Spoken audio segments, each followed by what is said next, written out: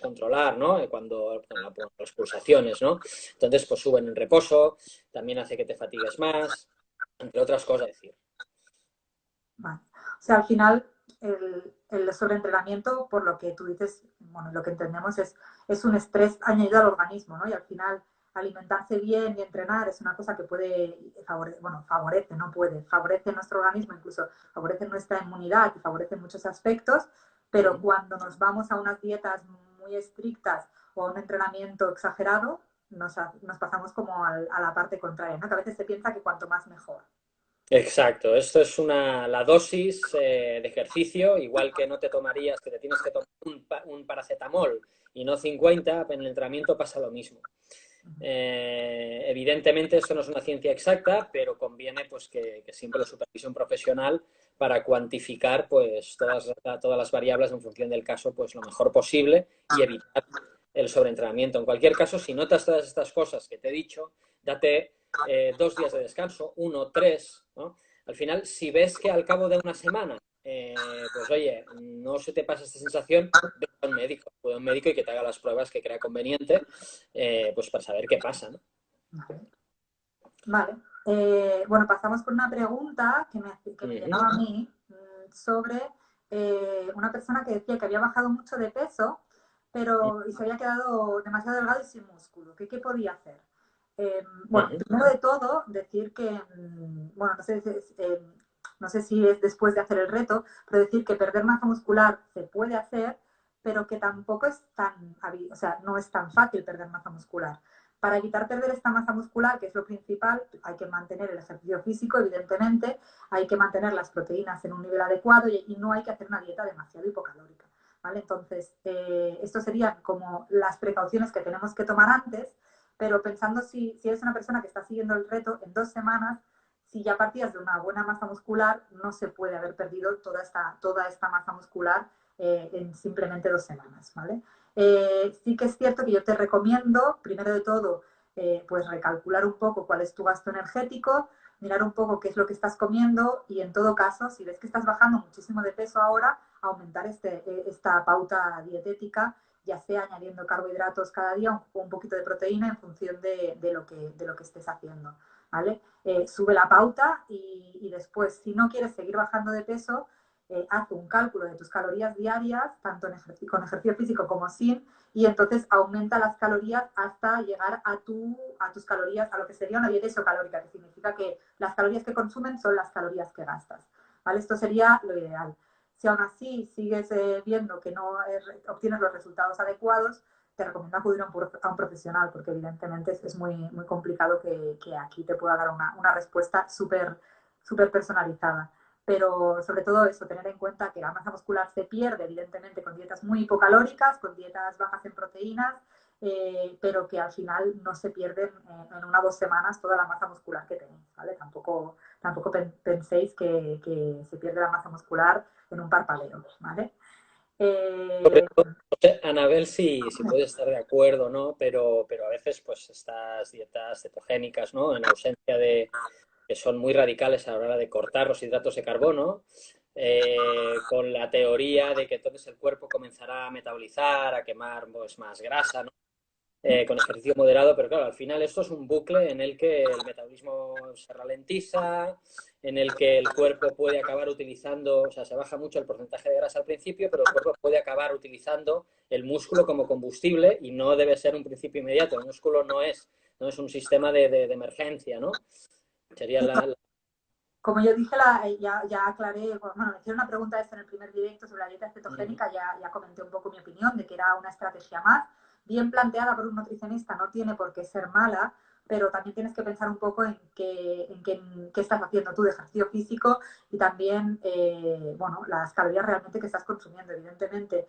y las fases de un tipo de alimentación así, ¿no? Que quizás hay personas que lo hacen, ostras, hago esto, pero como por este de estilo de vida, ¿no? Exacto, entonces, es muy difícil de mantener la adherencia en una dieta cetogénica, sí que es cierto, que es otra de las cosas que comenté. Entonces, bueno, sobre todo lo que le va a influir es si haciendo este cambio de dieta baja mucho las calorías y luego el nivel de carbohidratos de la dieta, pues dependerá. Hay personas que lo notan más o menos, pero por lo general, si haces entrenamientos de alta intensidad, como son los que tú propones, pues seguramente no van a tener los mejores resultados en este caso. Ujú. ¿Vale? Bueno, Fito, pasamos que tienes un montón de preguntas también. A ver si... Vamos a ir. Hola a todos los que saludáis. Hola a todos. Muchísimas gracias por estar aquí de nuevo. A ver... Desde todas Por partes de ejemplo, España, desde México, desde todas partes. Dime, Anabel. aquí nos preguntaban, ¿haciendo flexiones todos los días se puede conseguir un buen físico? Esto nos lo dejaban, creo, en el directo de la semana pasada. Bueno, al final, para analizar un buen método de entrenamiento, hay que analizar si se cumplen pues, unas leyes básicas por las cuales funciona el cuerpo, si se cumplen unos principios de entrenamiento. Y bueno, pues los principios de entrenamiento, por ejemplo, pues hay uno que es el de la carga progresiva, ¿no? El de ir de menos a más, del estímulo eficaz. Y luego está uno muy importante que a mí me gusta mucho, que se llama principio de variabilidad de estímulos, de variedad. Hay que variar, no es buena idea hacer el mismo movimiento de la misma manera, con la misma carga, siempre el mismo ejercicio. No es buena idea, por muy global que sea el ejercicio, porque entonces tu cuerpo dejará de estar estimulado, no conseguirás pues elevar tu estado de forma y acabarás lesionándote, desmotivado, porque además hacer el mismo ejercicio cada día de tu vida es aburrido de narices, ¿no? Entonces, no, para nada, no es buena idea. Solo flexiones de brazos, no. Yo me he encontrado incluso personas que me dicen esto un poco más general, pero a lo mejor personas que me dicen que hacen elíptica 3 veces a la semana durante no sé cuántos años y que, claro, evidentemente, como tú dices, ¿no? Dejarán de notar este estímulo, el cuerpo se habituará un poco a este ejercicio, por decirlo de alguna forma, aparte de que haciendo siempre el mismo movimiento te puedes lesionar, ¿no? Supongo. Exacto. Sí, es lo que le pasa a la gente que corre, ¿no? Que luego llegan las solo corren y llegan las fracturas por estrés en la tibia, ¿no? Vale. Y bueno, sí. Bueno, vamos a ver por aquí que se nos van acumulando preguntas. A ver.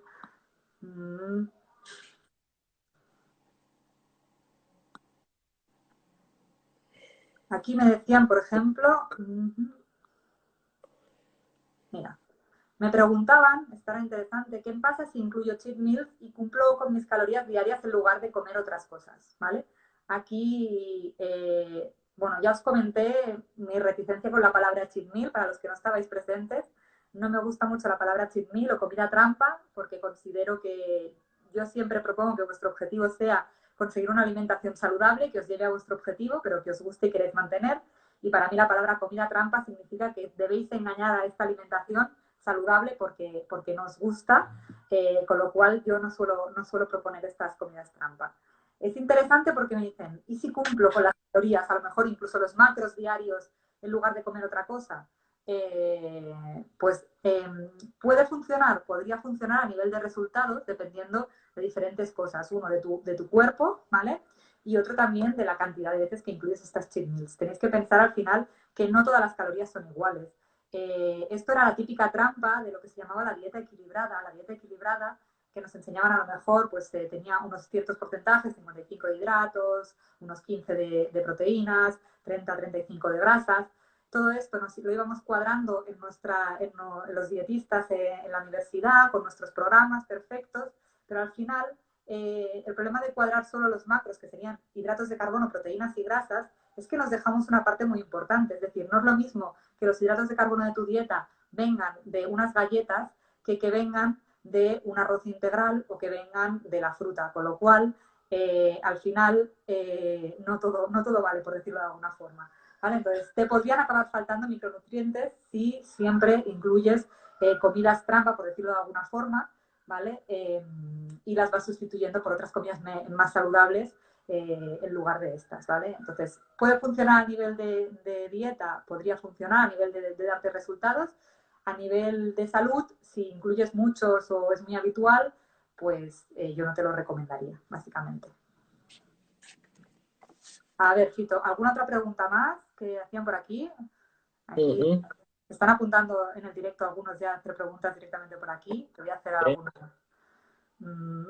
Sí, había, yo creo que, bueno, me han llegado varias de la fatiga, ¿no? Y qué puedo hacer si me siento cansado, porque el reto en algunos casos Exacto. puede resultar duro. Aquí podría, ¿qué puedo hacer cuando me siento cansado y no puedo más para seguir tirando más? Vale, sobre todo esta pregunta es muy importante y me gustaría hacer hincapié porque creo que le puede interesar a todo el mundo. Sobre todo, es cierto oye, pues que la motivación, gran parte de lo que hacemos está en la cabeza, ¿no? Pero tenemos que huir de la cultura, ¿no? Y en la cabeza y solo en la cabeza. Esto no es así, también está en el físico, ¿no? Es cierto que incluso hay personas, ¿no? Que hablando con ellas, pues me dicen, oye, pero siempre se puede un poco más, si estás en el océano, en una barca, ¿no? Pues ya verías tú a 1000 kilómetros de la costa si remaríamos o no remaríamos. Sí, lo que pasa es que yo siempre digo lo mismo, digo, si llegáramos a estar en una balsa en medio del océano y te quedaran 1000 kilómetros para llegar a la costa, tendrías muchas probabilidades de que te pasara algo malo. Entonces, lo mejor es no estar en esa situación, y mucho menos de forma forzada. Si hacemos el símil con el entrenamiento, ¿no? El tirar por tirar. Mira, por ejemplo, para no extenderme mucho, pero te voy a dar tres aspectos o tres hechos concretos por los cuales te voy a demostrar que esto no está solo en la mente. ¿Vale? La fatiga del cuerpo, que además engloba todos los sistemas, pero en cuanto, por ejemplo, al músculo, ¿no? Tener en cuenta, por ejemplo, que hay en la célula muscular, que es una cosa que se llama sarcómero, está envuelta por una red que se llaman túbulos T que vierten calcio, iones de calcio dentro, ¿no? Para que se produzca la contracción muscular. Cuando estás fatigado, esos canales de calcio se cierran, con lo cual no puede haber excitabilidad o sea, no puede haber contracción muscular. Después hay un neurotransmisor, por ejemplo, que se llama acetilcolina, que es el neurotransmisor encargado de la contracción muscular, y el sistema nervioso envía menos neurotransmisores de acetilcolina. Después tienes que saber, como segundo punto y como tercer punto, por ejemplo, entre muchos otros, tienes que saber que cuando entrenas de forma intensa se genera un desecho metabólico que se llama lactato, ácido láctico, conocido por muchos, ¿no? Entonces, este lactato, 4/5 partes, se reconvierte en energía, en glucosa, por una cosa que se llama ciclo de Cori, pero este ciclo se satura. Entonces, si no está ¿en quién se satura más tarde este ciclo? Pues en las personas entrenadas. ¿Quién metabolizan mejor las grasas, las usan como energía? Las personas entrenadas, ¿no? Pero cada uno tiene su nivel. Entonces, la fatiga, la fatiga no es solo mental. Entonces, si tú estás haciendo un ejercicio, pierdes la técnica, pierdes el control motor, sientes que las pulsaciones son demasiado elevadas, te has calculado las intensidades de esfuerzo con un pulsómetro con pruebas que son demasiado altas, para, descansa, ves a la siguiente serie, incluso abandona el entrenamiento y continúa al día siguiente. ¿Vale? Pero sobre todo, cuando en ejercicio físico y salud, que al final es un reto, no te estás divirtiendo, estás excesivamente cansado, tienes que parar porque tu cuerpo no está suficientemente adaptado para entrenar a ese nivel, ¿no? Entonces, descansa, recupérate y poco a poco con el descanso, el entrenamiento invisible, alimentación, calidad del sueño, horas de sueño, etcétera, pues ya irás subiendo de nivel, ¿no? Al final, piensa que un deportista profesional dice, hostia, ¿cómo un futbolista puede aguantar 90 minutos corriendo haciendo sprints? Porque está entrenado, porque está adaptado a ello, porque ha pasado una pretemporada, porque se ha adaptado a la presión del público, a la presión de muchas cosas, ¿no? Entonces llega un momento de la temporada que puede hacer esto, ¿vale? Pero porque tiene ese nivel de forma. Y si le midiéramos las pulsaciones, si midiéramos las pulsaciones, veríamos que esta persona recupera rapidísimo las pulsaciones, veríamos que esta persona está absolutamente adaptada a la intensidad, ¿no? Y ni siquiera va a tener unas agujetas excesivas ni nada, ¿no? Entonces, al final, sobre todo, muy atentos a estas sensaciones y no queráis tirar por tirar, porque la fatiga no es solo mental, no es un hecho solo mental. Madre mía, Fito, vaya explicación, ¿no? Vamos a tomar apuntes y todo, como en la universidad. No, si no es una cosa, no, pero yo creo que es bueno explicar el porqué de las cosas, ¿no? Y por qué, pues se puso muy de moda hace unos años que el límite está en tu mente y tal, y no, en el físico no, por ejemplo, y perdón, y ya no me extenderé más, pero es que incluso en deportes de resistencia se ha demostrado en deportistas profesionales, en triatletas, un estudio australiano hace años, que tenían después de un Ironman, que es un triatlón de larga distancia, pues la aurícula izquierda, si no recuerdo mal, dilatada, ¿no? Y muchos comenzaban a entrenar antes de hora y eso es peligroso. Entonces, al final hay que respetar los descansos y hay que entender que no todo es mental, no todo es mental. Así que si te sientes de esta manera, descansa. A ver, Vamos a ver la siguiente pregunta, que es una pregunta que me ha llegado mucho. No sé por qué, tenéis la duda muy habitualmente de cuántos huevos puedo consumir. Eh, entiendo que es una pregunta que viene por ese miedo de la recomendación de hace más o menos una década, que decía que no se podía consumir más de 3 o 4 huevos a la semana. Esto era una recomendación que estaba hecha como siempre, debido a la teoría, por eso yo siempre os digo que a veces las nuevas recomendaciones que os dicen en teoría, según pues no sé, los ritmos circadianos, esto, según, están muy bien las teorías, pero luego algunas se demostrarán que son así y otras se demostrarán que no, ¿vale? Entonces siempre hay que tomarlo con precaución. En el caso del huevo, hicimos una gran cagada en general con recomendaciones nutricionales diciendo que se debería consumir tan poco porque lo que se ha visto después es que el colesterol dietético realmente casi no influye en el colesterol sanguíneo, que ese era el peligro que le veíamos al huevo. ¿Vale? El colesterol, para quien no lo sepa, es una molécula que al final está en todas las células de animales. No es algo malo, de hecho lo necesitamos para vivir.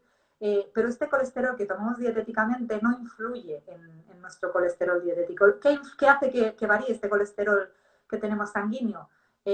Lo que hace variar el colesterol sanguíneo es la calidad de las grasas que consumes y la calidad de los azúcares que consumes en la dieta. Con lo cual, recomendaciones que hacíamos antes de disminuir cualquier tipo de grasa no tienen ningún sentido. Lo que se tiene que hacer al final es consumir grasas de buena calidad y luego evitar lo que al final acababa aumentando, porque claro, si te quitaban todas las grasas, lo único que te quedaban eran alimentos ricos en azúcares y en hidratos de carbono, que la población muchas veces los tomaba refinados, que es lo más habitual.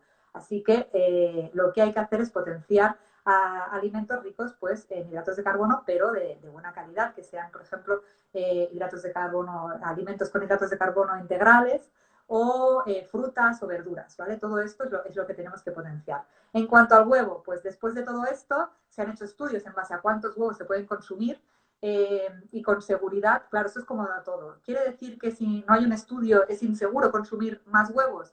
No, lo que pasa es que yo no te puedo dar mucha respuesta. Simplemente se han hecho estudios que se ve que entre 1 y 2 huevos en la población general diarios no causaría ningún problema consumirlos. ¿Más es peligroso? Pues no se sabe porque no hemos visto estudios. Y muchas veces los estudios están mal estructurados, así que también hay que cogerlos con pinzas, que a veces salen estudios en prensa, ¿no? que nos hacen algunas relaciones, pero no tienen en cuenta al final si esas relaciones realmente son causa o consecuencia. Por ejemplo, había un estudio que se hablaba de los lácteos, antes que hemos hablado de ellos, que decían que los que consumían lácteos enteros tenían un mejor peso corporal. ¿Es así o simplemente es que las personas que tienen un peor peso corporal o un peso corporal más alejado de lo que ellos considerarían ideal consumen al final lácteos desnatados pensando que esto les va a ayudar? Pues no se sabe, pero al final lo que sale en prensa es la leche entera adelgaza y eso es lo que tenemos que luego saber un poco desestructurar, ¿vale? Entonces, en cuanto a los huevos diarios, ya os he dicho, en cuanto al colesterol no influiría tantísimo y entre 1 o 2 huevos al día pues sería lo que se ha visto que es seguro. Así que a poner huevos, ala. A ver, a Pura ver, albúmina. exacto. A ver, Cito, por aquí tenías algunas preguntas más. Sí. En cuanto, esta sería un poco para los dos, yo te Mm. lo lanzo primero a ti y luego contesto ya la parte nutricional, pero la parte de entrenamiento, ¿puede un ectomorfo de 60 kilos subir masa muscular con este reto? Claro, a ver, no sé muchas cosas, o sea, no puedo aclarar casos concretos porque no sé lo que hacías antes, no sé cuáles eran tus hábitos, no sé muchas cosas de ti y no te puedo concretar en tu caso. De todas formas, te diré que cuando le das un tipo de estímulos, léase entrenamientos al cuerpo, y te alimentas de forma adecuada, duermes bien, etcétera, el cuerpo siempre se acabará adaptando a los estímulos que le des de entrenamiento. Y sí que puede subir masa muscular. De todas formas, dejarme comentaros algo curioso de esto del ectomorfo, mesomórfico, etcétera, ¿no? Esto es curioso. Yo cuando estudié a INEP, sí sé que os sorprenderá que muchos pensáis que jugamos a básquet todo el día y a fútbol, pero también hay una asignatura de fisiología. Curiosamente, para saber de dónde salen todos los tejidos del cuerpo humano, hay una cosa que se llama embriología, ¿no? Entonces, es curioso porque un día pensaba, coño, yo cuando estudiaba embriología, había una cosa que con la replicación de las células, los 23 cromosomas de los espermatozoides y 23 del óvulo, Bueno, se llega por un proceso en el útero, hay una cosa que se llama mórula, que se implementa en el útero y se forman los discos embrionarios. Y coño, curiosamente, los discos embrionarios se llamaban endodermo, mesodermo y ectodermo. Entonces, cuando escuchaba después de la carrera esto de tú eres ectomórfico, mesomórfico, me pensaba, joder, esto me suena de aquí, voy a mirar de dónde viene. Entonces resulta que esto de ectomórfico, mesomórfico, si tienes a la masa muscular o no, esto lo estudió un psicólogo que pretendía demostrar que en función del tipo de cuerpo que tú tenías, si eras más atlético o más parecido a un esqueleto, tenías una personalidad u otra. Y no lo pudo demostrar. Evidentemente que estos gráficos van bien, ¿no? Porque tú puedes hacer la somatocarta y ves cómo va variando y hace gracia y la gente, las personas necesitamos algo visual para ver que mejoramos, con lo cual me parece fantástico. Pero sobre todo, tener en cuenta esto, ¿no? Que al final la base científica de si eres ectomórfico o mesomórfico, pues carece de relevancia, ¿no? Porque viene de aquí, de los discos embrionarios y de este psicólogo que pretendía hacer esto, ¿no? Demostrar esto que no puedo demostrar. Disculpa, ya estoy. Intento ser breve, pero me animo, me caliento, Sí, intento dar lo mejor y oye. oye, pero es súper interesante, ¿eh? Eso ya te lo digo yo. Yo creo que en este caso se refiere, que es normal, ¿eh? La típica persona que tiende a esa, los que no sepan qué es ectomórfico, a esa delgadez, ¿no? Que tienden a tener un bajo porcentaje graso y bajo porcentaje muscular, por decirlo de alguna Disculpa, Anabel, ¿no? Sobre todo que quede claro para que luego no haya los discos embrionarios, todo esto sí es absolutamente cierto y todos los tejidos, sistema nervioso, músculos, huesos, etcétera, parten de esos discos embrionarios, del endodermo, mesodermo y ectodermo. Lo que es una coña es lo de si eres ectomórfico, mesomórfico con base científica. Sí, sí. Perdón, ya está. No, no, Solo no, quería no, no. aclararlo por si acaso, que luego... Yo solamente iba a añadir que en la parte de entrenamiento ya has dejado tú un poco claro que depende de lo que hiciera antes. En la parte nutricional, si quieres subir de masa muscular, en este caso lo más recomendable es que hagas una dieta hipercalórica con unas 500 calorías más de lo que tú necesitas. Entonces, no sé cuánto sería tu gasto calórico, pero yo creo que se te quedarían un poco cortas las pautas. Así que habría que ver un poquito. A veces es necesario ir subiendo poco a poco porque normalmente las personas que tienden a la delgadez muchas veces también tienden a cuando se ponen nerviosos dejar de consumir alimentos y también a personas les cuesta más a lo mejor en determinadas circunstancias comer grandes cantidades, así que muchas veces tenemos que trabajar cómo incluir todas esas calorías en la pauta, pero en principio la alimentación no estaría especificada para subir de masa muscular en este caso, ¿vale? Me ha encantado lo del psicólogo, Cito, lo siento que lo tengo que decir. A ver, alguna cosita por aquí que te dejaban, que me están entrando preguntas ahora mismo y voy a... Este seguro que lo puedes conectar, de hecho seguramente en tus entrenamientos habitualmente, que estás colgando habitualmente, te salen ejercicios para entrenar el pecho en casa sin material. Bueno, 150.000. Mira, el pectoral es un músculo que biomecánicamente hace esto, hace la ADD, abducción, lleva las extremidades a la parte media del cuerpo y hace la rotación interna del húmero. Con lo cual, siempre que haya este movimiento, con esta palanca, alargando la palanca, estés en una silla, en una barandilla, en el suelo, en una pelota, siempre lo vas a trabajar. O sea, el pecho, el pectoral, pues lo que hace, tiene esa función. Con lo cual, siempre que hagas esa función, hagas donde la hagas, la puedes hacer en un sofá, no sé, en el baño, antes de meterte en la ducha, pam, pam, pam, 50 flexiones. ¿Te imaginas? Bueno, pues sobre todo eso, hay que tener Yo en no, cuenta yo no me lo la imagino, función ¿eh? que tiene ese músculo y el pectoral tiene esa función, todo lo que conlleve ese tipo de movimiento, abducción y rotación interna del húmero, pues te vale y te sirve. Pero mírate el reto, sigue el reto confinamiento, que vas a ver muchos, con botellas de agua, con sábanas y bueno, de todo. Perfecto. Yo creo que ya está contestada. A ver, esta es una pregunta que me ha llegado bastante también y bueno, y que me gustaría responder para aclarar. Hay gente que me está preguntando en cómo, pues como que está llevando peor alimentación, igual que hay otras personas que durante el confinamiento se están alimentando mejor, hay personas que llevan una peor alimentación durante el confinamiento y me preguntan cómo depurar después del confinamiento. Para empezar, el concepto, cuando digáis el concepto de detox, dieta detox, Simplemente ya lo que os recomiendo es huir directamente. O sea, estos conceptos son bastante erróneos y poco certeros en nuestro organismo. O sea, nuestro organismo se desintoxica solo eh, a través del hígado, de los pulmones, de los riñones. O sea, no le hace falta depurar absolutamente nada. Aunque lleves una época de comer mal, lo que luego deberás hacer es volver a coger unos buenos hábitos.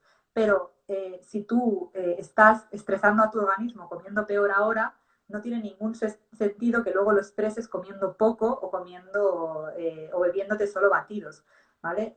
Estos batidos a lo mejor que se pusieron muy de moda, los batidos verdes, no te desintoxican. Al final, como decíamos antes, más no es mejor. De hecho, en algunos casos, la Organización Mundial de la Salud sacó una alerta, o la EFSA, ahora no recuerdo, de que consumir muchos de estos batidos podrían incluso generar un exceso de oxalatos en el cuerpo, con lo cual no sería bueno ni perjudicial, incluso dañaban el riñón en exceso, estoy hablando, y en determinadas personas que eran susceptibles a ellos, pero para que veáis que no siempre por consumir muchísima más verdura es mejor. ¿Qué os recomiendo yo si habéis llevado una mala alimentación durante el confinamiento? Pues simplemente empezar otra vez a consumir frutas y verduras como alimentos principales y poco a poco a reconducir hacia una alimentación saludable sin excesos ni extremismos, porque, no sé, hacer una dieta de una semana de batidos no te está enseñando absolutamente nada ni te está solucionando nada. Lo que tenéis que hacer al final es conseguir unos buenos hábitos y ya está, no hay ninguna prisa, por decirlo de alguna forma. A ver, Fito, vamos contigo, que aquí también te están cosiendo preguntas. Vamos a ver. Eh,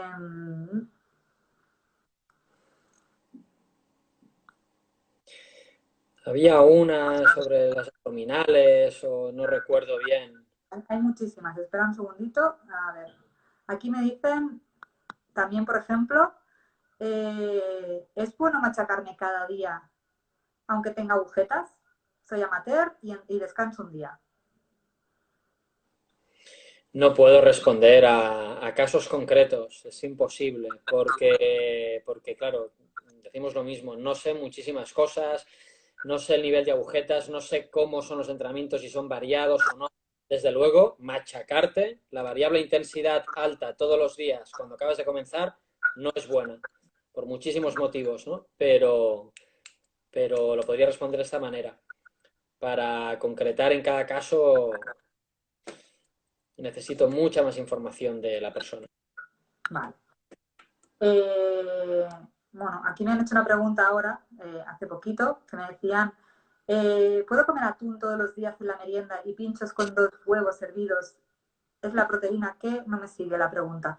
Pero al final, yo aquí os quería responder, por ejemplo, eh, que el atún en sí no lo recomendaría a diario por ese excesivo contenido de mercurio que ya nos han dicho que tiene, con lo cual no es recomendable para nadie en general. Es uno de los pescados que se debería limitar el consumo, sobre todo en embarazadas o mujeres en épocas fértiles o en lactancia y en niños pequeños. Pero en la población general, a diario, yo tampoco diría que deberíais consumirla. Podéis alternarlo con otras proteínas sin ningún tipo de problema o consumir otros tipos de pescados azules, incluso enlatados como las sardinas o la caballa, que van a contener menos mercurio.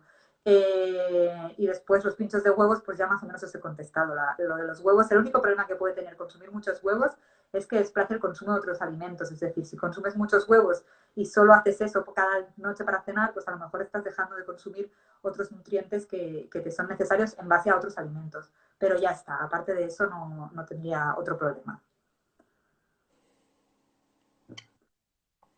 Aquí nos preguntan, por el chat me preguntan si las sardinas es mejor.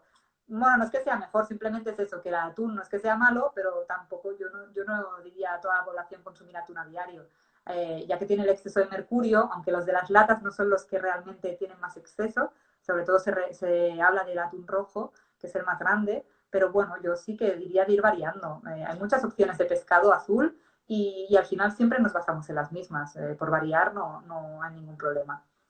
A ver, Tito, por aquí tenías algunas preguntas más. Uh-huh.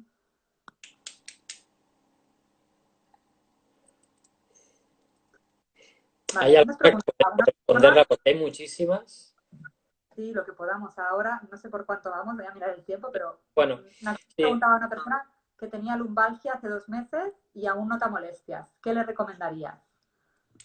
ir a consultar con su médico. Consultar con su médico, importante, ¿vale? Porque ¿qué estilo de vida tienes? ¿Trabajas sentado? Pues sentado la presión intradiscal en sedestación, cuando uno está sentado aumenta, pero no sé si tienes hiperlordosis, como el culo hacia afuera pero de forma acentuada y en qué grado o no. El ratio de fuerza entre cuadrado lumbar y zona abdominal, no lo sé, pero en cualquier caso, una lumbalgia, pues médico deportivo, traumatólogo, fisioterapeuta, sobre todo eso. Mira, había una pregunta que aprovecho porque me lo han preguntado varios a raíz sobre todo de aquello que dije de los abdominales isométricos y que había dicho Leo Rico también. Preguntaban algunas personas que para hipertrofiar la zona abdominal, que si era bueno, bueno, que Sí, realmente mira, teníamos que hacer ese crunch con muchos kilos. por aquí la teníamos. Sí, no sé cómo era. Ah, sí. Para conseguir hipertrofia abdominal es necesario el acortamiento del vientre muscular.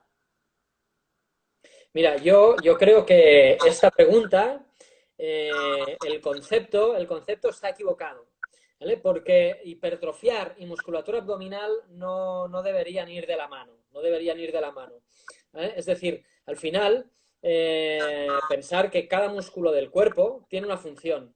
La función de la zona abdominal es una función de pared, es una función de proteger de los órganos internos, es una función de estabilizar la columna, pero no es un cuádriceps. Por ejemplo, en el cuerpo, como ya sabéis muchos de vosotros, hay tres tipos de fibras. Las tipo 1, o tipo 1A, que son fibras lentas, fibras rojas, ¿vale? Estas personas que tienen mucha resistencia tienen una mayor proporción de fibras lentas, ¿vale? Pues son rojas porque tienen mayor concentración de hemoglobina, ¿no?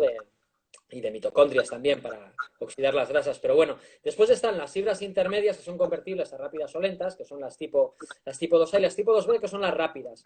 Las personas que tienen un tipo de fibra mayor de fibra rápida, de fibra tipo 2B, son aquellas personas que, aunque hace tiempo que no entrenen, a la que hacen 4 ejercicios de fuerza, dices, ostras, pero si parece Hulk, ¿no? Sobre todo la hipertrofia transitoria, que no real, después de haber entrenado la fuerza durante media hora, 45 minutos, ¿no?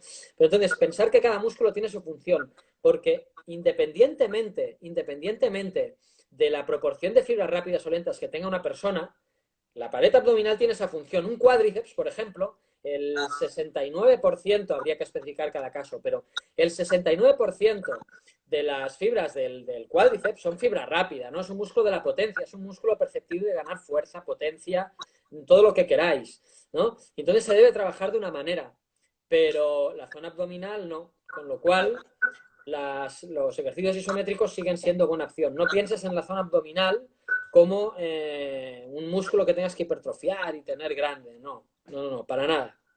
Vale, perfecto, Fito. A ver, luego aquí, hace poquito también que nos han preguntado, a una persona que debe estar por el chat, ¿es real que influye tomar alimentos en la ventana anabólica? Bueno, para los que no sepan, la ventana anabólica o metabólica, se conoce como metabólica normalmente, es ese periodo después del entrenamiento en el que se supone que nuestro cuerpo tiene más avidez por captar ciertos nutrientes para recuperarnos mejor. ¿Vale? Entonces, lo que tenemos que pensar es que lo que más influye en general para obtener buenos resultados es tanto las calorías como las cantidades de macronutrientes diarias, ¿vale? Y luego sí que es verdad que se tiene en cuenta cómo se distribuyen estas calorías a lo largo del día. Entonces, es decir, que la ventana metabólica sí que es verdad que existe, pero tampoco es necesario que, como decía algún día, pues que te vayas corriendo allí después de entrenar a tomarte un batido de proteínas porque si no te vas a desmontar y vas a dejar de ganar masa muscular. Entonces, yo sí que normalmente recomiendo que en un plazo de 1 hora, 2, por lo menos, se incluya una buena comida después del entrenamiento, pero en base a esto, lo que sobre todo tenéis que tener en cuenta es que si un día no lo hacéis, no os vais a desmontar, o sea, no pasa absolutamente nada, pero sí que como norma general, para recuperaros bien, pues yo lo suelo incluir. Así que sí que le doy importancia como a este plazo post-entrenamiento, por decirlo de alguna forma. A ver, Fito, vamos a ver.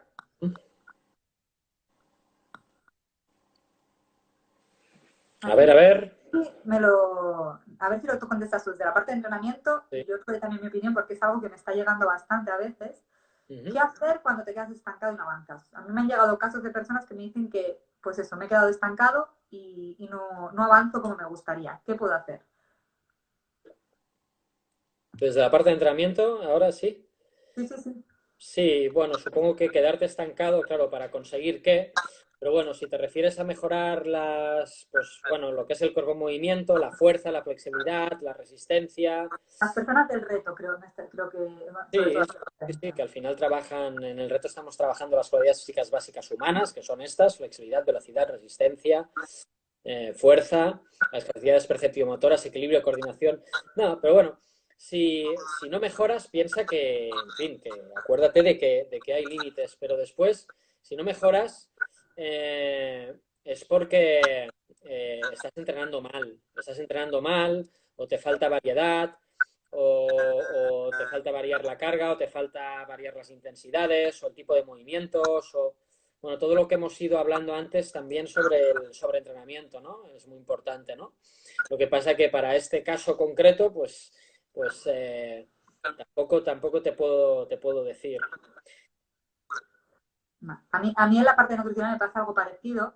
Al final, teóricamente, lo que hemos publicado es lo que tiene que funcionar, pero claro, luego existen muchísimas variables personales de cada uno. De hecho, tenéis que pensar que en consulta nosotras nos podemos pasar una hora mínimo con cada persona que viene para analizar lo que está haciendo, cómo lo está haciendo e incluso todo el contexto. Y evidentemente, cuando me escribís, yo os intento aportar lo máximo posible, pero muchas veces, claro, tenéis que pensar que muchas de las ocasiones en las que no estáis avanzando son por errores de los que no sois conscientes, porque si fuerais conscientes de ellos los cambiaríais.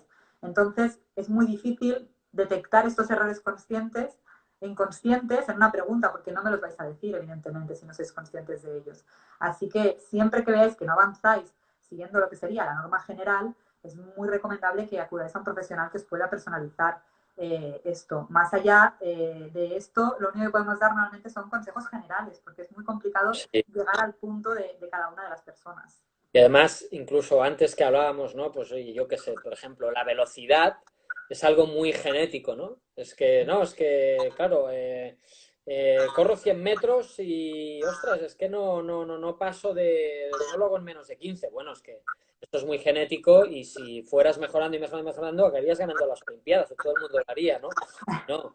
Y así con muchísimas cosas, ¿no? Pero aparte de estos límites, por ejemplo, la resistencia, la mejora de la resistencia es muy entrenable, ¿no? Tiene menos componente genético, es muy entrenable, ¿no? Pero también tiene un componente genético, ¿no? Por ejemplo, a un ciclista para ser profesional, lo primero que le hacen es, oye, vamos a calcular el V2 max que tienes, el consumo máximo de oxígeno que te viene por la musculatura esquelética en un minuto y vamos a ver en qué nivel estás y a partir de ahí te entreno o no, ¿no? Entonces incluso también habría un componente, ¿no? Pero no se puede mejorar y mejorar y mejorar. Ahora, en salud, pues piensa que cuando estás estancado, cuando no te diviertes entrenando, cuando no hay mejoras, pues en el porcentaje de grasa, en el control de los ejercicios, etcétera, es que algo pasa, ¿no? Es que pues ahí puede haber un fallo en la mecánica de tu cuerpo, de cómo son tus articulaciones, puede haber fallos en cómo está planificado y programado tu entrenamiento, muchas cosas, pero habría que estudiar al dedillo el caso para ver por qué sí o por qué no. Nos están indicando por aquí que Nos tenemos alargamos, ¿no? que cerrar porque se nos va a pasar el tiempo. Vale. Intentamos responder al máximo de preguntas posible. Yo voy a hacer un mini resumen para algunas preguntas que voy viendo en el chat. El tema de entrenamiento en ayunas, creo que lo contesté en el primer directo. Podéis ir, lo tenéis colgado en la página de Men's Health de Instagram, lo podéis ver allí y verlo las veces que queráis. Hablo de dieta cetogénica, hablo de ayuno intermitente, hablo, bueno, de un montón de preguntas que a lo mejor me decís por aquí y no puedo ir respondiendo por aquí. En cuanto al tema de edulcorantes, ya me lo apunto para contestar la próxima semana si queréis, porque no me da tiempo a alargarme un poquito más. Si miel, sacarina, stevia, si queréis lo podéis mandar en la próxima semana y lo contestaré, más que nada porque como nos alarguemos, esto se cierra y no se quedará grabado el directo para poder responder las preguntas. Así que nada, yo me despido y muchas gracias a todos por estar aquí. Fito, no sé si quieres decir algo tú. No, mira, justamente ahora que he visto que se acaba de conectar Rafa Díez de Animal Flow, que yo he metido en esta semana de entrenamiento algunos ejercicios de Animal Flow, que también soy instructor, para que os divirtáis, para que exploréis pues un poco diferentes formas de moveros. Y nada, ahora he visto que se ha conectado Rafa Díez, que es el distribuidor oficial, y que por supuesto, como digo en los vídeos, que no siempre se puede editar y tal, quien quiera aprender los métodos, que se vaya con las personas que están certificadas para ello, ¿no? Y esto ha sido hecho he propuesto varios movimientos de esta disciplina esta semana y nada, espero que os gusten mucho, pues os sigan gustando las planificaciones que os voy enviando. Llegamos al pico máximo de carga esta semana, ahora esta semana que viene comenzaremos a bajar y en cualquier caso nos moveremos entre este pico máximo y una carga un poquito más baja hasta llegar hasta las fotos y al ganador. Muchísimas gracias por escucharnos semana tras semana, por enviarnos tantas preguntas y nada, nosotros seguiremos respondiéndolas. Espero que ya estéis adaptados al confinamiento y nada, que ya queda menos y vamos a por ello. Vamos a por ello. Muchas gracias a todos. Un saludo, Rafa, y un saludo a todos. Gracias por conectaros cada semana con nosotros. Adiós. Hasta luego.